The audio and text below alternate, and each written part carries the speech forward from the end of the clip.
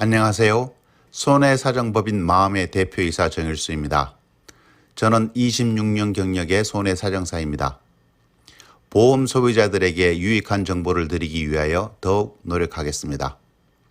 이번 영상에서는 심장판막 재취한 수술 이후 합병증인 저박출량성 심부전에 따른 뇌졸중이 발생하여 사망한 사안에서 의료과실이 입증되지 않은 경우 생명보험의 재사망보험금을 받을 수 있는지 여부에 대하여 알아보겠습니다.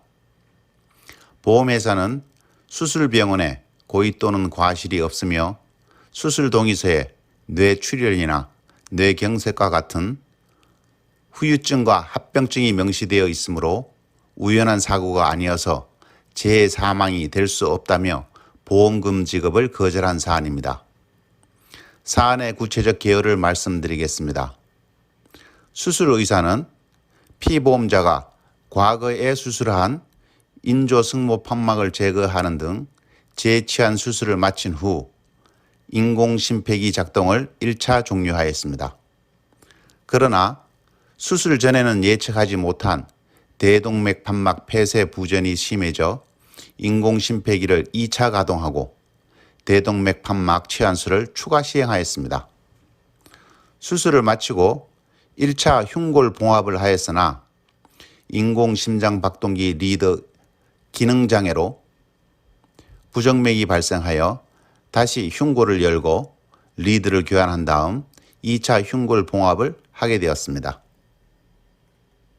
수술 후 2일이 경과한 때 피보험자는 뇌졸중을 직접 사인으로 사망하였습니다. 이러한 경우 보험 수익자는 재사망보험금을 받을 수 있을까요? 네, 받을 수 있습니다. 그 근거는 무엇일까요? 첫째, 생명보험의 재분류표에는 처치 당시에는 재난의 언급이 없었으나 환자에게 이상 반응이나 후에 합병증을 일으키게 한 외과적 및 내과적 처치는 재해에 해당한다고 규정되어 있습니다. 이때 재난이란 내과적, 외과적 치료 도중에 발생한 유해 사례를 말합니다. 따라서 처치 당시에 재난이 언급이 있었다면 재해가 될 수 없으며 재난의 언급이 없었던 경우에 한하여 재해가 된다는 것입니다. 본 사안에서 피보험자의 대동맥판막 침범 및 파열에 따른 치환수술, 인공심폐기 재작동, 인공심장박동기 리드의 장애, 개용술 추가 시행 등은 유해 사례로서 재난에 해당하며 저심박출량과 뇌졸중은 피보험자의 이상 반응 또는 후에 생긴 합병증이라 하겠습니다.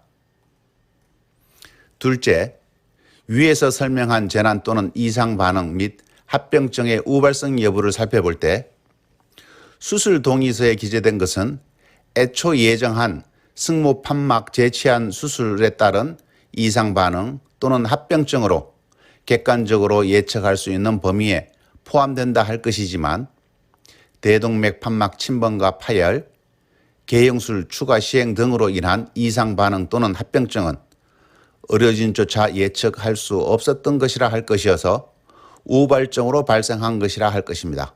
셋째, 나아가 이와 같은 추가 수술이나 의료기기의 고장 등에 기인한 재난은 뇌졸중에 영향을 미쳤으며 피보험자는 뇌졸중으로 사망하였으므로 피보험자의 사망과 재난은 상당 인과관계가 있다 할 것입니다.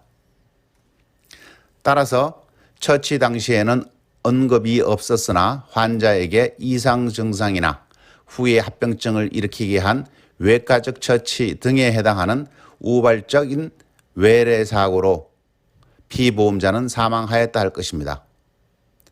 보험회사는 사망진단서에 병사로 기재되어 있고 수술 동의서상 예측 가능한 후유증 또는 합병증으로 피보험자가 사망한 것에 불과하여 우연성이 없다고 하였으나 이상에서 설명한 바와 같은 이유로 보험회사는 결국 보험금 전부를 지급하였습니다.